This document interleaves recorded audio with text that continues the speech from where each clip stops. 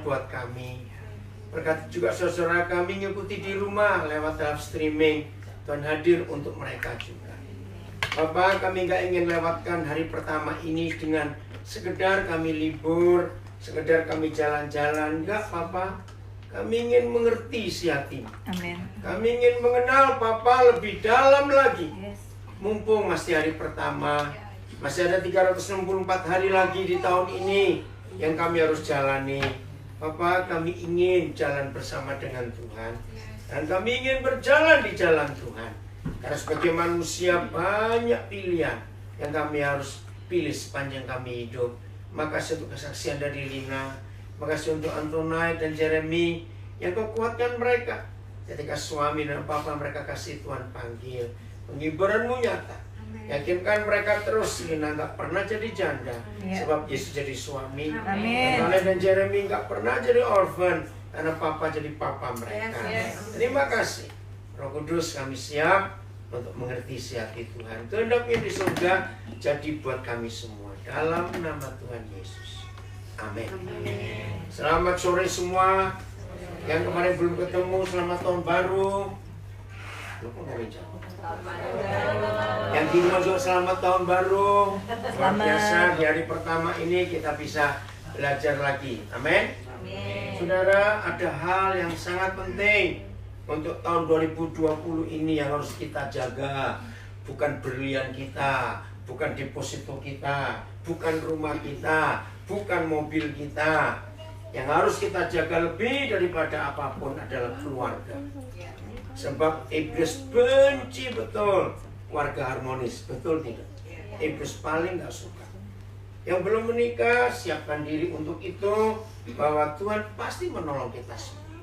Yang sudah menikah, kita jaga dengan tetap takut akan Tuhan. Itu yang paling penting. Siap untuk itu? Baik, mari kita belajar.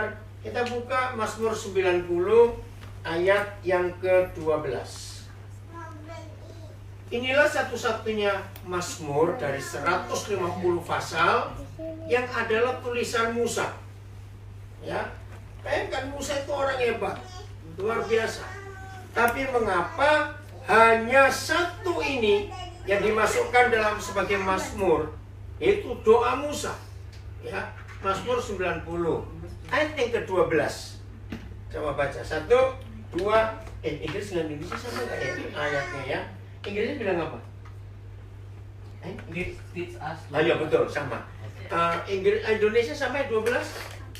Oke, jadi kita baca Indonesia dulu. 1, 2, 3. Ajarlah kami menghitung hari-hari kami sedemikian hingga kami beroleh hati yang bijaksana. Ya. Inggrisnya? Jadi Teach us to realize the brevity of life. realize the brevity of life. So that we may grow to in wisdom. Ya. When we grow in wisdom. Ajarilah kami menghitung hari-hari hidup kami sedemikian. Saudara, siapa yang pernah tahu ternyata nggak sedikit di dunia ini orang itu takut dengan usianya sendiri. Ngerti nggak? Pernah ketemu nggak orang takut dengan umurnya? Loh, ngerti nggak saya tanya? Pernah ketemu nggak ada orang takut dengan umurnya sendiri? Maka itu orang, cuma mereka ulang tahun aku takut. Kenapa? Aku sudah umur sekian. Beli pintu satu aja nggak bisa, apalagi punya rumah. Yang ngerti istilah itu? Nah, ada orang yang takut dengan usianya sendiri. Takut menghadapi masa depan. Ya takut gagal, takut apa saja. Nah, itu salah. Tuhan ingin selama kita hidup, apalagi dari pertama tahun yang baru ini, yaitu bukan menghitung berapa uang kita, berapa penghasilan kita, nanti 10 tahun yang akan datang kita akan jadi apa. Tidak. Yang Tuhan ingin kita menghitung hari-hari hidup kita, bukan umurnya berapa, bukan. Nah, siapa pernah mikir, kenapa Tuhan nggak Musa nggak nulis gini? Aja dari kami menghitung duit kami, karena dia nggak ngitung duit. Nggak tahu daripada ngitungi umur. Tapi kenapa Tuhan memasukkan doa Musa sebagai Mazmur? Ternyata, lihat, Musa umur berapa mulai pelayanan? Ayo, siapa ingat? Moses, umur berapa dia mulai pelayanan? 40 justru itu gagal yang pertama. 40 itu gagal. 40 dia mau coba-coba nolong Tuhan. Masih ingat ada apa? Tentara Mesir tanpa sadar dia nyiksa dan membunuh satu orang Israel. Musa emosi. Musa pun nggak sengaja, nggak bermaksud membunuh, tapi dengan satu pukulan orang itu mati. Nah di situ dia ketakutan, dia lari ke padang gurun. Jadi bukan 40 justru gagal. Umur berapa? Berapa? 80. Baru dia mulai pelayanan. Nah, berarti opa bukan dia. Nah itu loh. Jadi dia mengingatkan kita semua, jangan buang-buang waktu dalam hidup ini. Katakan amin. Jangan buang-buang waktu. Maksudnya Musa berkata, belajar dari aku. Gagal. 80 tahun baru mulai buat sesuatu. Nah itu kan jadi menyedihkan sekali. Artinya banyak hal-hal yang kita bisa buat dalam hidup ini. Mau translate gak? Citro dengan Joel pindah ke situ. Dekat semua. Iya, Mau translate? Give translation. Lupa ya. Oh iya. Iya, pelan ya. Opa ngomong. Jadi maksud Musa menulis Mazmur 90 ini, dia tuh ngingetin kita, jangan buang-buang waktu. Kalau kita punya anak, punya cucu, di antara kita ada itu panggil ombi punya cucu, sudah ya. Nah, tolong ajari anak-anak kita, ya. Tolong di rumah terjemahkan anak-anak kita. Jangan sampai suatu hari ada anak-anak muda sekarang, nanti waktu umur 40 atau umur 50 terus ngomong begini kepada anak-anaknya. Aduh, seandainya dulu papa atau mama waktu masih seumur kamu, seandainya mau tetap lanjut kuliah misalnya itu. Seandainya dulu papa mama waktu masih muda, papa mama nggak bandel, hidupnya betul, pasti kita nggak menderita seperti sekarang. Nanti nggak kalimat ini. Kalau saudara dengar ada orang setelah umur 40-50 ngomong seperti itu kepada anak-anaknya, itu sakit nggak rasanya? Dan jawab sakit nggak rasanya? Saya tanya kode saja. Kalau kita dengar orang ngomong gitu, kok sakit nggak rasanya hidup ini? Itu menyesal sekali. Seandainya, sebab waktu itu nggak bisa balik. Maka itu yang masih muda-muda mikir ini. Yang masih muda-muda mikir ini. Jangan sampai kita terlambat. Baru ngomong sekarang, ngomong nanti. Sekarang ini mikir. Maka itu kalau Musa menulis firman ini, ajarilah kami bisa menghitung hari-hari hidup kami sedemikian. Maksudnya jangan buang-buang waktu dalam hidup ini. Betul? Saya coba renungkan. Presiden, raja, orang yang punya otoritas sekalipun, orang hebat sekalipun, bisa menangkan waktu, ngelawan waktu, ngatur waktu dengan otoritasnya, dengan duitnya, dengan kepintarannya cepat bisa tidak? Nggak bisa. Maka itu satu-satunya hal yang bisa mengalahkan hidup itu cuma waktu. Waktu itu nggak pernah tunduk kepada manusia, katakan amin. Waktu itu nggak pernah tunduk kepada manusia. Waktu itu satu-satunya hal yang kita nggak bisa cari balik. Betul tidak? Kita pernah kehilangan uang, mungkin berapa ribu dolar. Kita pernah kehilangan apa barang yang mahal. Mungkin ada yang pernah kecurian mobil, mungkin. Semua itu bisa dicari lagi. Tapi kalau waktu lewat, mau nangis pakai air mata darah pun nggak balik dia. Betul? Maka itu mumpung masih tanggal 1 Januari. Atur baik-baik.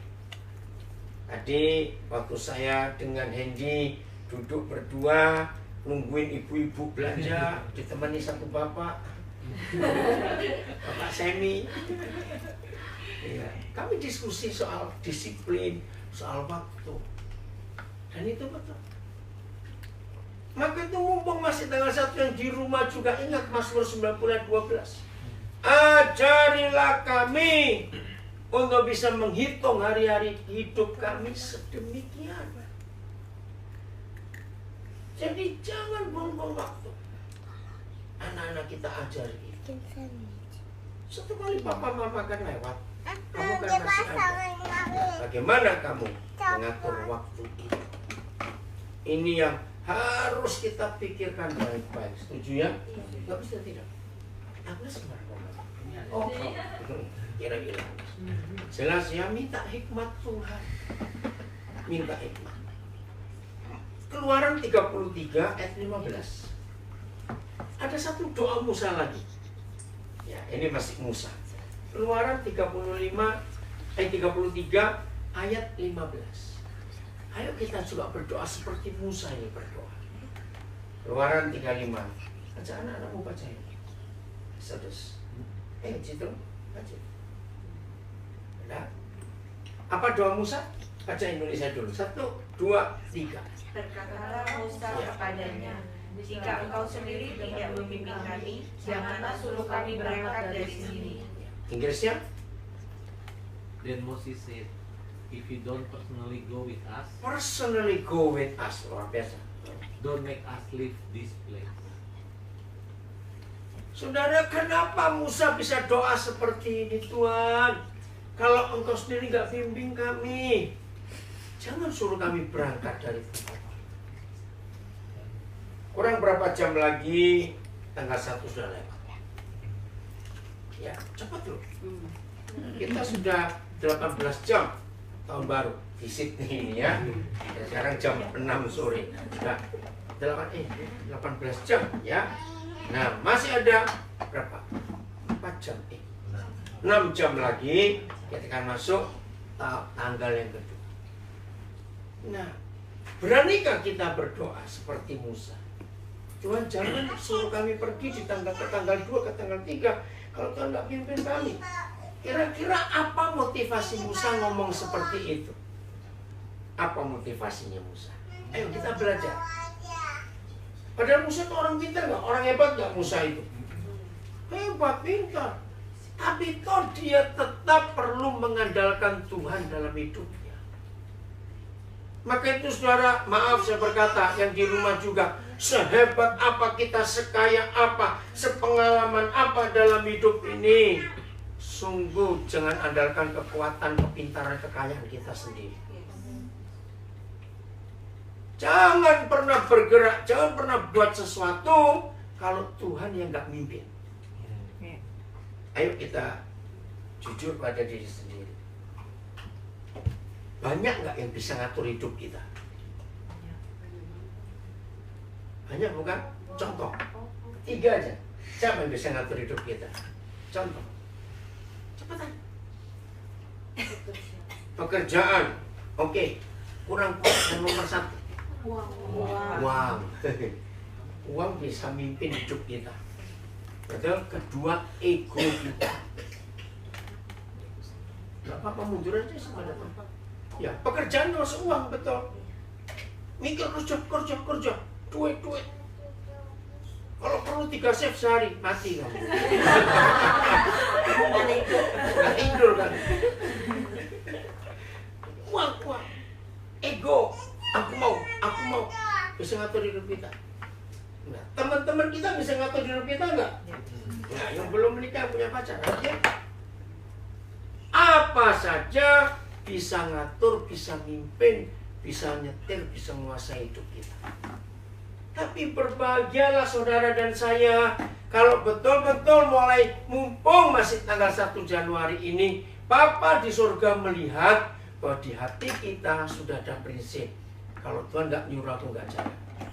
Kalau Tuhan melihat itu di hidup kita, percayalah sepanjang tahun ini akan luar biasa. Kesalahan mungkin kecil terjadi. Nah, Tuhan kita nggak pernah maksa kita, katakan gitu.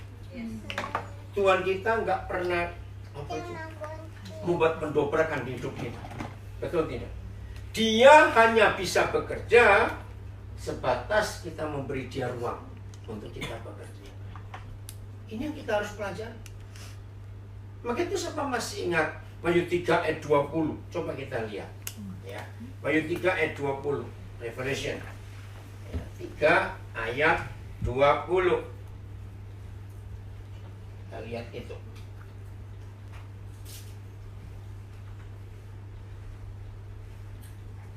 Ayo, bahasa Indonesia kita baca. 1, 2, 3. Lihat, aku berdiri di muka pintu dan mengetok. Jika ada orang yang mendengar suaraku dan membukakan pintu, aku akan masuk mendapatkannya dan aku akan bersama-sama dengan dia dan dia bersama-sama dengan aku. Bahasa Inggrisnya? Ayo, jangan baca. Tulis. Look, I stand at the door and knock. If you hear my voice and open the door, I will come in, and we will share a meal together as friends. Amin. Apa yang aneh di ayat ini? Lihat, aku berdiri di muka pintu sambil ngetok.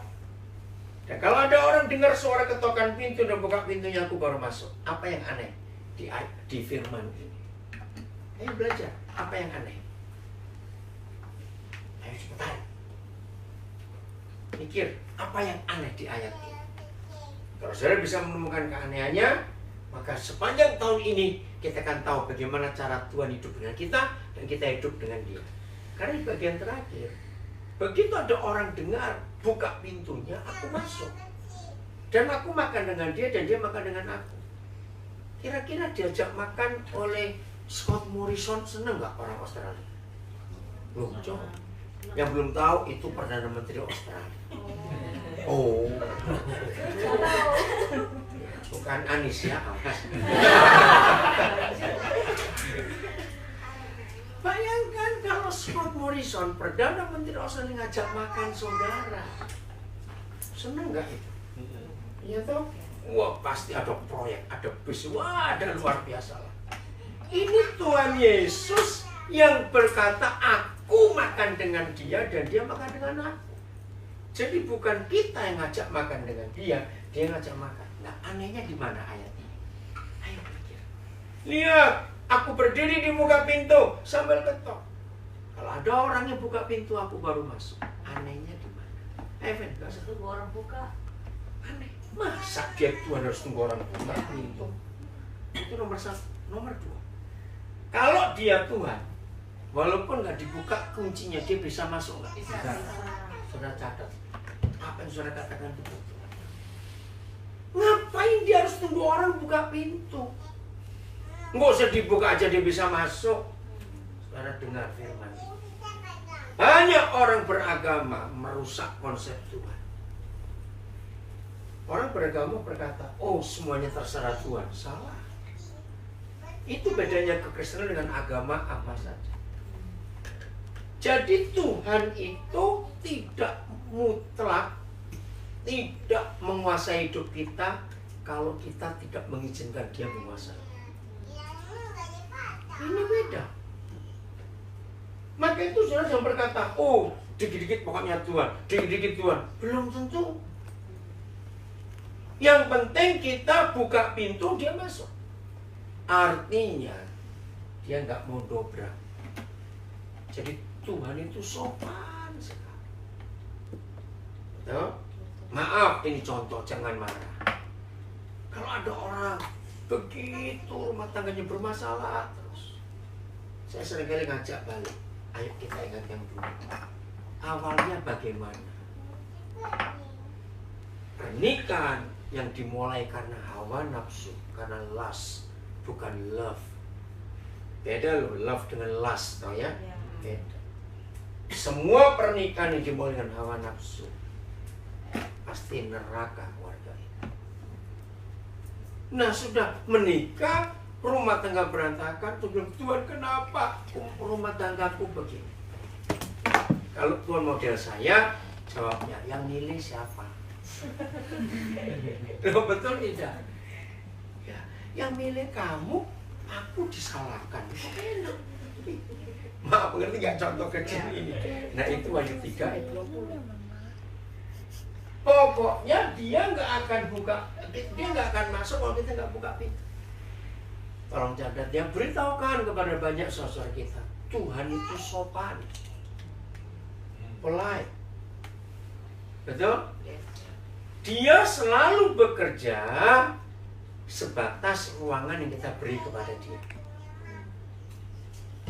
Oke, nah itu arti kata Tuhan. Maka itu berbahagialah setiap kita kalau tahun ini, mumpung baru tanggal 1 Januari, saudara dan saya ditemukan oleh Tuhan bahwa dia jadi Tuhan di hidup kita masing-masing. Apa itu kata Tuhan? Penguasa tunggal atas hidup kita, penguasa mutlak atas hidup kita, dan pemilik tunggal atas hidup kita. Enggak ada yang lain. Nah, kalau Papa di surga tahu kita memberi dia kesempatan seperti itu, percaya hidup ini pasti aman. Artinya satu langkah aja kita mau melangkah, tunggu. Seperti Musa doa, kalau Tuhan nggak pimpin aku, jangan. Mereka, ini hari ini saudara mendadak, tiba-tiba tanggal berapa ya? 29 ya, hari Minggu ya. Hari Minggu tanggal 29. Ya supaya Covid, gimana juga tahu. Kami pergi dengan Bonko sekeluarga. Tiba-tiba, Bonko yang tanya, Pak, tanggal 1 kosong, saya memang sudah berdoa. Tuhan tanggal 1 saya ini nggak mau nganggur. Saya tuh pengen jadi berkat dalam hidup ini. Makanya kalau saudara kemarin dengar saya sharing tanggal 10 ada terus. Karena saya tuh nggak mau nganggur. Sayang gitu loh. Saya ini kalau nganggur dikit aja merasa berdosa. Karena banyak orang lagi cari Tuhan kok saya enak-enak. Rasa berdosa betul. Itu cara hidup saya. Tapi saya nggak bisa ngomong ke siapa. Habis tanggal 1, ya tahu diri dong. Orang pada liburan. Tiba-tiba Bonko tanya, Pak, tanggal 1 nggak ada. Baru besok kami ada pelayanan. Tapi gak jauh ya, yang dari Sydney kota.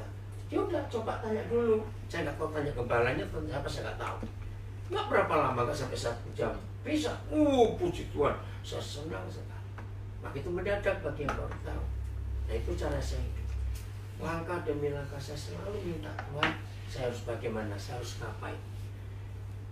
Ngerti ya sekarang? Nah kalau apa-apa kita minta Tuhan, pasti dia akan bertanggung jawab atas hidup kita. Betul ya? Nah ada satu kisah nyata, lama, tahun 70-an yang lalu. Ya, saya mimpin retreat di sebuah pedalaman Kalimantan Tengah, tahun 78-79. Nah tema retreatnya untuk anak-anak remaja, Yesus adalah Tuhan. Saya ngomong semua. Dan akhirnya ada satu, saya beri kesempatan, siapa mau tanya? Ada seorang anak laki, anak muda. Saya pikirin di pedalaman TV aja nggak ada. Kok cara ngomong itu bagus sekali, bisa bilang ini anak pintar sekali. Nah, pakai satu aja, ada yang tanya lagi sebelum ini. Apa yang kalian inginkan sebelum mati? Ada satu anak berkata, sebelum saya mati saya ingin lihat New York. Hah? Kaget. Kamu tuh nggak New York itu di mana? Nggak tahu. Loh, kenapa kamu? Nah ini, jadi di desa itu ada misionaris dari Amerika, dari kota New York. Dan misionaris ini merubah hidup banyak orang, termasuk orang tuanya anak muda ini. Jadi dia itu pengen tahu, kok ada orang sebaik ini? Berarti kotanya baik juga, logika kan begitu. Ya udah, kalau memang kamu ingin tahu New York, Tuhan berkati kamu. TV aja nggak ada di desa itu, listrik aja nggak ada. Kok bisa tahu New York? Berarti nggak ada handphone, nggak ada koran, nggak ada apa. Oke, satu anak lagi. Ada satu om yang saya itu susah menyerahkan itu kepada Tuhan. Saya tahu dia itu Tuhan, dia itu hebat, dia itu begini. Yang saya ngajari, dia penguasa mutlak dan pemilik mutlak atas hidupmu dan penguasa tunggal dalam hidupmu. Apa yang kamu paling susah menyerahkan kepada Tuhan? Dengan kata-kata yang manis, yang pintar, yang bagus. Jodoh om. Dalam hati saya bilang, dunia anak luar biasa, kok hebat sekali rohani. Terus saya tanya, kenapa untuk jodohmu kok kamu takut serahkan kepada Tuhan? Jawaban yang buat saya jadi marah. Ingat jawaban. Kenapa om saya nggak berani menyerahkan masalah jodoh kepada Tuhan? Saya takut dikasih yang jelek. Loh, tapi jujur loh, jujur. Setelah saya mendengar itu saya juga mikir, ayo, kalau kita belum menikah, juga kita mikir kita. Terus saya tanya cepetan, masuk akal nggak ini? Ya so menikah saya nggak usah mikir laki aja sudah apa. Kita yang belum menikah. Saya pikir Betul juga ya. Lah, maka itu. Mumpung masih tanggal 1. Area mana, bagian mana dari hidup ini yang saudara belum bisa serahkan kepada Tuhan? Ngerti pertanyaan saya? Oke, saya beri contoh. Mana lebih mudah menyerahkan hidup kepada Tuhan atau menyerahkan dompet kepada Tuhan? Mana lebih mudah? Menyerahkan hidup atau menyerahkan dompet? Ayo, mana lebih mudah? Oke, ya. Tahun 76 saya pernah dengar Pak Tong, saya bentongnya waktu itu belum doktor, di Surabaya, ya di Jalan Genteng Kali ada gedung umum namanya Balai Pemuda. Waktu itu mahasiswa, pelajar, nah, wah Pak Tong khotbah soal misi. Akhirnya bilang, siapa yang mau menyerahkan diri kepada Tuhan? Masuk ada misi, ayo sekolah Alkitab begini. Hanya 4 orang yang nggak angkat tangan, jadi 96% angkat tangan. Saya baca Pak Tong kok senyum. Saya pikir kenapa? Oke, turunkan tangan sekarang. Siapa yang mau menyerahkan semua isi dompetnya hari ini kepada Tuhan? Kira-kira banyak atau sedikit yang mengatakan? Ya sudah. Jadi artinya mana lebih mudah? Menyerahkan hidup, menyerahkan dompet kepada Tuhan. Ayo jawab cepat. Nah itu dia. Ternyata area keuangan yang paling sulit manusia serahkan kepada Tuhan. Betul? Yang lain silakan Tuhan urus, yang ini jangan Tuhan. Betul? Maka itu banyak orang pelit. Karena belum diserahkan kepada Tuhan masalah itu. Apa-apa hitung-hitungan terus, apa-apa hitung-hitungan terus. Sampai sen-sen aja dihitungkan. Ada nggak orang seperti itu? Ada. Maka itu mumpung masih tanggal 1, jujur pada diri sendiri, bagian mana yang kita belum serahkan kepada Tuhan. Saudara, ayo kita hidup seperti itu. Nggak usah uang. Handphone aja susah serahkan orang lain, takut diintip isinya apa.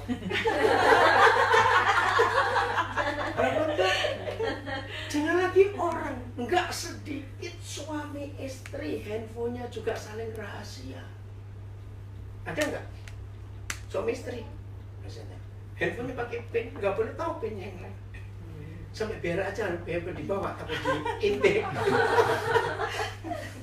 Lu ada nggak saya tanya ini? Apalagi kepada Tuhan, kepada suami, pada istri yang nggak percaya. Tidak sedikit suami istri, kalau handphonenya lagi bunyi, yang satu yang pilih handphone nggak bisa terima, nggak boleh terima loh yang pasangannya. Saya pakai begitu. Sampai satu kali saya ada, terima, nggak berani loh. Suami sama istrimu, wih luar biasa. Hal-hal kecil. Maka itu setelah sampai contoh ini, kalau masih ada di antara kita beranggapan, kenapa Tuhan gak tolong aku? Kenapa Tuhan diam aja? Kenapa Tuhan begitu? Kalau ada orang Surabaya jawabnya gasmu kono. Orang Surabaya, ya gak Surabaya kan? Jangan bisa tanya apa itu. Enak aja, kamu gak menyerahkan apa ke aku. Sekarang kamu milih sendiri, suruh aku tanggung jawab. Enak betul. Betul gak saudara? Nah itulah hidup.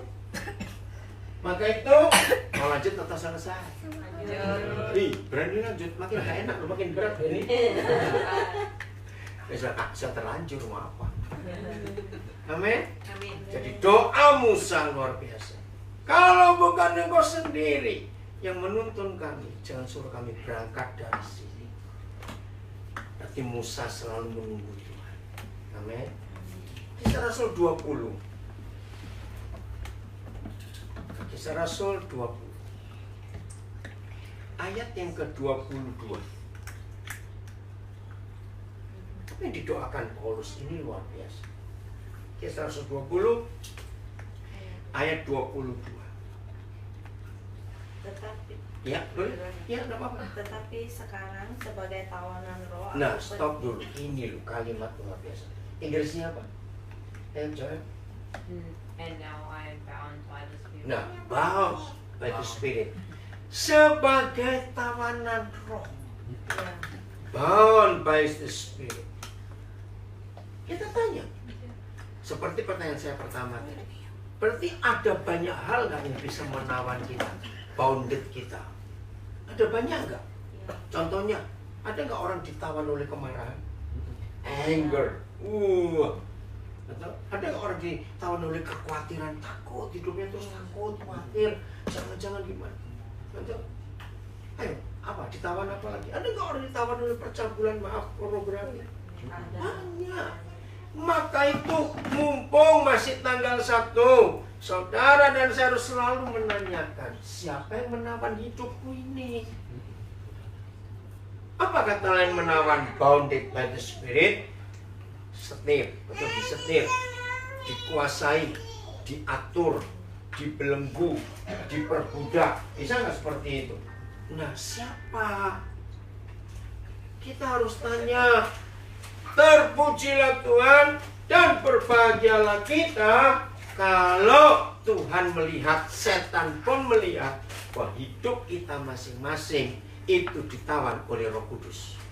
Berbahagia kita, betul tidak? Pasti aman. Pasti aman. Maka itu bangun pagi, jangan langsung ngecek saldo berapa. Awas. Ada nggak orang begitu bangun pagi langsung ngecek saldo? Ada. Saudara, ini yang kita harus cek. Siapa yang menawan aku tiap hari ini? Siapa? Dari bangun pagi sampai kita tidur malam lagi, banyak hal yang bisa menawan kita. Kebencian bisa, iri hati bisa, macam-macam.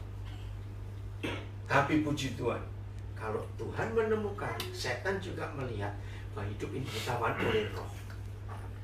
Ulangi lagi, ya, belum selesai kalimatnya.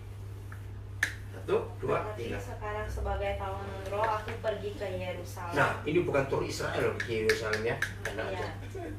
Ada apa di situ? Bukan tur Israel. Tidak tahu apa yang akan terjadi atas diriku di situ. Nah, ini kata luar biasa. Saya suka nambahin satu kata. Bukan aku tidak tahu apa yang akan terjadi atas diriku kalau aku pergi ke Yerusalem. Paulus itu tahu. Nanti di ayat 23 kita tahu. Maka itu saya suka menambahkan kata, aku tidak mau tahu. Padahal dia tahu. Coba lihat 23. Apa yang dia tahu? Selain daripada yang dinyatakan oleh Roh. Nah, yang dinyatakan oleh Roh. Berarti hidup Paulus diatur oleh siapa? Roh Kudus. Apa yang dinyatakan oleh Roh? Wah, ini ngeri loh. Baca. Dari kota ke kota bahwa penjara dan nah, bukan restoran dan hotel yang menunggu aku, tapi apa? Penjara dan sengsara. Nah, dia tahu nggak? Loh, jawab, dia tahu nggak kalau begitu? Tahu logikanya. Kalau Paulus seperti model-model kita, tahu penjara sengsara nunggu, lanjut atau belok? Nah, itu dia kita. Itu masalahnya. Kita pasti belok. Tahu nggak enak, ngapain diterusin? Maka itu saya suka menambahkan, aku nggak mau tahu. Ngerti nggak kalimat aku nggak mau tahu? Mau tahu apa? Berarti kita ngelawan. Saudara, sepanjang tahun ini pun buat kita masih misteri, betul? Kita nggak tahu. Tapi kalau kita hidup dalam pimpinan Roh, dikuasai Roh, ditawan oleh Roh, diperbudak oleh Roh, dikendalikan oleh Roh, disetir oleh Roh. Aduh, hidup ini luar biasa. Ingat doa Tuhan Yesus, not my will, but your will be done. Bukan kehendakku Bapa, tapi kehendakmu. Itu doa yang luar biasa. Maka itu cek hati-hati tiap kata. Aku mau, aku ingin. Wih, itu bahaya sekali. Selalu cek apa, mau apa, ingin apa. Supaya kita nggak salah untuk melakukan apa saja dalam hidup ini. Ngerti ya sekarang? Masih ada 364 hari lagi sekian jam di tahun ini. Supaya kita nggak salah untuk melangkah terus. Saudara mau beli rumah, saudara mau pindah kota, saudara mau apa saja, apalagi yang mikir mau menikah, harus tahu betul-betul Tuhan mau apa atas hidup ini. Oke, sepintar-pintarnya kita, sekaya-kayanya kita, tetap lebih pintar, tonton lebih pintar kita. Awas salah jawab. Ini pertanyaannya lucu. Siapa lebih pintar? Nah, Seharusnya Tuhan juga yang paling tahu di depan akan ada apa. Betul? Logikanya, kalau kita tahu kita jauh lebih bodoh dibanding Tuhan. Dan kalau kita sudah tahu yang ke depannya hanya Tuhan yang tahu, kita nggak tahu apa-apa. Seharusnya logikanya, siapa yang nyerah kepada siapa? Faktanya, faktanya sudah tahu bodoh, ngelawan lagi. Betul tidak? Pintar ngelawan masih lumayan. Setuju saya ngomong ini? Bodoh ngelawan lagi. Maka itu tidak ada jalan lain kalau kita tahu siapa dia. Belajar untuk menyerahkan diri. Tapi masalahnya sulit loh menyerahkan diri kepada Tuhan 100%. Betul tidak? Karena ego kita ini tidak ada jalan lain untuk kita bisa mengalami hal-hal hebat sepanjang tahun ini kecuali menyerahkan diri kepada Dia. Karena Dia tahu yang paling baik buat kita. Berani ya? Rugi kalau kita nggak berani. Biar Tuhan yang mimpin dalam hidup. Karena Dia yang paling tahu. Memang sulit, tapi kita harus berlatih. Kita harus berlatih. Kita harus belajar apa yang Tuhan mau buat, mau kerjakan atas hidup. Oke, saya stop dulu. Ada yang mau tanya sampai di sini? Ayo, ada yang mau tanya? Yang punya rumah mau tanya? Ayo, mau tanya apa? Gimana tahunya? Ya, gimana tahunya? Dipimpin sama Dipimpin sama Roh. Gampang. Kita buka Galatia 5 ayat 16. Pertanyaan bagus. Bagaimana kita tahu dipimpin oleh Tuhan, kuasa Roh atau tidak? Galatia 5 ayat 16. Ya. Oke, mau baca bahasa Indonesia, bahasa Inggris dulu. Ya, bahasa Inggrisnya. Ya. Ini So I say, let apa, ulangi. So I say, ya, so I say. let the Holy Spirit guide your life. Ya, pelan-pelan, stop. So I say, let the Holy Spirit guide your life or yourself. Guide your life. Your life. Izinkan Roh Kudus yang memimpin hidup kita. Kembali ke Wahyu 3:20. Kalau Tuhan tahu kita ini tidak pernah mengizinkan Tuhan untuk mimpin hidup kita, jangan coba-coba berdoa jadilah kehendakmu. Malaikat yang dengar langsung mempret. Kamu maunya sendiri minta Roh Kudus mimpin pret. Ngerti gak ya? Nah, jadi jawabannya, sudah berani nggak kita menyerahkan Tuhan pimpin hidupku atau hidup?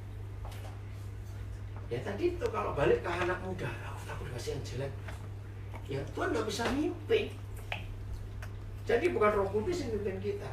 Jadi jawaban pertanyaan Penny, bagaimana kita tahu Roh Kudus mimpin kita atau tidak? Terserah kepada siapa kita serahkan kendali hidup ini. Kalau Tuhan tahu bahwa kita mutlak total menyerah pada Roh Kudus, Tuhan kerja enak sekali. Nggak usah Tuhan. Kalau saudara orang tua, papa, mama dengan anak-anak, misalnya anak saudara 3, yang nomor 1 itu penurut, baik. Nomor 2, ampun, benar besar. Nomor 3, ya tengah-tengah. Nah kira-kira saudara lebih banyak ngomong, lebih banyak merintah ke anak yang mana? Yang pertama, karena kalau saudara pimpinan di perusahaan, di kantor, saudara punya banyak anak buah, yang satunya kalau disuruh nggak pakai macam oke, yang satu tanya dulu kenapa harus gitu, kenapa udah males nggak ngomong pada yang kedua itu, mau sendiri. Nah, Tuhan akan mimpin kita kalau dia melihat. Maka itu Wahyu 3:20 itu penting. Dia tadi polite, kalau itu sopan. Seberapa jauh kita memberi kesempatan untuk ngatur, ya seperti itu dia bekerja. Jelas kan? Jadi kepada siapa kita mau dipimpin, diatur? Saudara jangan lama-lama lah. Nanti usianya tambah tua kayak Musa nanti 80 sudah opa-opa, oma-oma baru pakai lagu Tuhan. Apa bisa di rumah sakit selang kiri kanan pakai lampu Tuhan repot pakai orang kayak begini. Loh betul nggak repot Tuhan? Ngerti? Ada lagi yang mau tanya? Ada. Jadi siap menyerahkan kepemimpinan di tangan Tuhan. Wah, kita lihat tadi sepanjang tahun ini luar biasa. Kenapa sih sulit untuk menyerahkan kepada Tuhan? Siapa tahu jawabannya? Ada dua alasan. Kenapa manusia sulit menyerahkan kendali hidupnya, penguasaan hidupnya kepada Tuhan? Ada dua jawaban. Ayo yang lain. Kenapa? Satu. Takut tidak sesuai dengan keinginan saya. Nah itu. Takut tidak sesuai dengan keinginan saya. Itu nomor satu. Saya balik lagi. Yakin nggak keinginan kita itu pasti baik? Jawab cepat. Bukan nggak juga, nggak baik, nggak juga. Nggak juga masih ada baik. Nggak betul tidak? Bukan nggak juga, nggak ada baiknya. Jadi nggak ada yang baik kok dari keinginan kita. Kok usah takut? Tapi kalau keinginan Tuhan pasti yang terbaik untuk kita. Itu nomor satu. Karena kita takut nanti Tuhan mimpin nggak sesuai dengan keinginan kita. Sebetulnya manusia semua punya pikiran seperti itu. Tapi kalau kita kembali, siapa lebih pintar antara kita dengan Tuhan? Siapa yang lebih tahu di depan akan terjadi apa? Kalau kita sudah tahu jawabannya, maka kepada siapa kita berani menyerahkan? Ya kepada Tuhan. Nomor dua, apa yang buat kita sulit untuk menyerahkan hidup ini kepada kepemimpinan Tuhan? Ayo. Uang.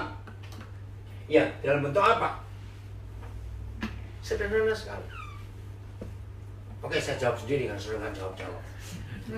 Jawabannya karena aku ini takut Tuhan nyampuri urusanmu. Ngerti nggak konsepnya? Takut apa? Karena hobi kita adalah hobi dosa. Betul? Nah, terus kalau Tuhan di situ kok nggak enak sendiri ya? Ngerti ilustrasi ini? Nah, maka itu saudara, ayo. Apa yang kita pertahankan dalam hidup ini? Satu lagi, ada yang mau tanya? Kok bisa Cici sama adik dengan tanya ini? Jadi Fanny ini cicinya Ong itu adiknya Fanny. Ayo, ada yang mau tanya lagi? Itu loh. Ayo, ada lagi? Siapa? Mungkin nggak potensi Tuhan tuh kalau misalnya mau nyuruh kita juga lebih sayang. Mungkin nggak kalau Tuhan mau nyuruh kita, Tuhan juga tahu kita punya keinginan diri sendiri. Sangat tahu. Tapi justru di situ, kalau Tuhan tahu keinginan kita lebih kuat daripada yang lain, Tuhan nggak akan pernah ngomong pada kita. Jadi Tuhan nggak akan mau info kepada orang-orang seperti yang ditanyakan ini, maka percayalah Tuhan akan berkata urusanmu. Karena berarti orang seperti itu nggak pernah mengizinkan Tuhan ikut campur di hidupnya. Betul toh? Kenapa ada orang begitu susah balik lagi? Karena kita merasa sok pintar, sok tahu. Merasa nanti Tuhan kerjakan sesuai gak keinginanku. Ya kayak anak di pedalaman tadi takut kasih yang jelek. Maka itu ini yang paling susah. Menaklukkan ego dan keinginan kita itu paling susah. Tuhan Yesus saja bergumul sampai keluar darah, campur darah. Bukan kehendakku, tapi kehendakku. Jadi putar-putar lagi. Kunci masalah kita adalah kita kurang ajar kepada Tuhan. Kita betul nggak berani menyerahkan total. Ayo kita berubah. Kita itu nggak tahu apa-apa loh ke depan, betul. Kita ini kuat atau enggak sih sebetulnya? Kita ini kuat enggak? Enggak. Kucing lebih kuat dari kita. Coba satu virus saja masuk hidup kita, sudah miring-miring kita. Enggak, satu aja virus itu enggak kelihatan mata. Makanya kalau dokter sudah periksa enggak tahu apa-apa langsung ini virus. Paling gampang udah. Ini enggak tahu ngomong apa. Oke? Jelas? Masih ngotot nggak mau menyerahkan total 100% kepada Bapa di surga, rugi gitu aja. Rugi. Ayo mulai hari ini kita serius kepada Tuhan. Amin. Satu ayat lagi yang terakhir, kita merenung sepanjang tahun ini. Apa yang Tuhan mau kerjakan atas hidup kita, itu kita tahu itu yang terbaik. Yeremia 9 ayat 23 dan 24. Yeremia 9 ayat 23 dan 24. Biar ini jadi doa buat kita semua. Yeremia 9 ayat 23 dan 24. Menarik sekali. Beginilah firman Ya. Tuhan, janganlah orang bijaksana bermegah karena kebijaksanaannya, janganlah orang bermegah karena kekuatannya, janganlah orang kaya bermegah karena kekayaannya. Saya lihat 3 hal ini luar biasa. Beginilah firman Bapa kita. 1, jangan orang bijaksana. Artinya apa? Merasa lebih pintar dari yang lain. Banyak nggak dalam hidup ini kita ketemu orang lebih pintar dari yang lain? Itulah orang sombong. Dan banyak sekali. Itu ada di sekitar kita. Orang kayak gitu tuh nggak mau diatur oleh Tuhan karena dia merasa dirinya hebat. Orang kayak begitu nggak merasa butuh Tuhan karena dia sendiri hebat. Tapi firman-Nya, jangan bangga, jangan sombong dengan kebijaksanaanmu. Yang kedua, orang yang kuat. Ada nggak orang merasa kuat? Banyak. Karena pengalamannya, karena kepintarannya, karena macam-macam. Tapi Papa bilang, jangan bermegah karena kekuatanmu. Yang ketiga, Papa pesan, hei orang kaya, walaupun duitmu banyak, jangan bangga dengan kekayaanmu. Lanjut, apa yang kita harus banggakan? Tetapi yang mau bermegah, baiklah bermegah karena yang berikut. Nah, siapa yang mau bermegah? Siapa yang mau mengakui kekuatan siapa? Baiklah bermegah karena berikut. 1, Bahwa ia memahami dan mengenal aku. saudara perhatikan. Ini yang nomor 1. Bahwa orang itu memahami dan mengenal Tuhan. Bahasa Inggrisnya apa? Memahami dan mengenal. Ayo, coba. Apa ya bahasa That they truly know me and understand Nah. why. Truly know me and understand.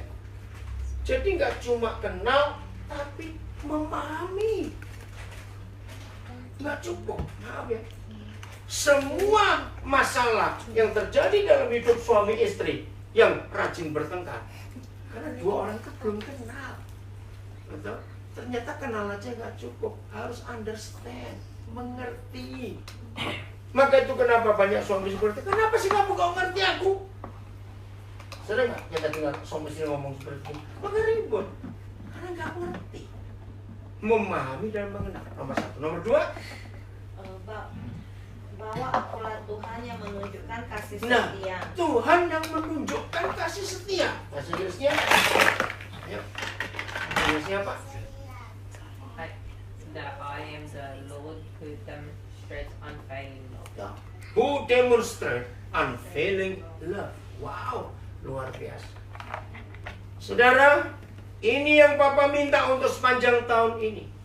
Demonstrasikan kasih setia Tuhan. Untuk siapa? Untuk kita. Untuk orang sekitar kita. Maka itu orang pelit gak bisa dipakai Tuhan. Doa puasa sampai kurus kering gak bisa jawab. Karena orang pelit gak bisa menunjukkan kasih setia Tuhan. His unfailing love. Betul? Karena gak mau berbagi. Ini nomor 3. Nomor 2. Nomor 3. Keadilan dan kebenaran di Nah, bumi. tunjukkan keadilan dan kebenaran. Ini sikap Papa kita. Unfailing love. Ya. Kasih setia Tuhan, keadilan, kebenaran, itu Papa kita. Dan Tuhan ingin saudara dan saya menjadi agennya di dunia. Betul? Untuk menunjukkan sifat Tuhan yang paling dalam. Sungguh, terus kalimat terakhir. Semuanya itu kusukai, Ya. demikianlah firman Tuhan. Sungguh semua itu kusukai. Apa itu? Memahami dan mengenal Tuhan. Menunjukkan kasih setia, keadilan dan sejahtera. Itu semua kusukai. Jadi Tuhan cari kita. Bahasa Inggrisnya coba. Bacakan dari ayat 23. Jangan Citro. Ayo, Citro. 23, 24 ya Citro.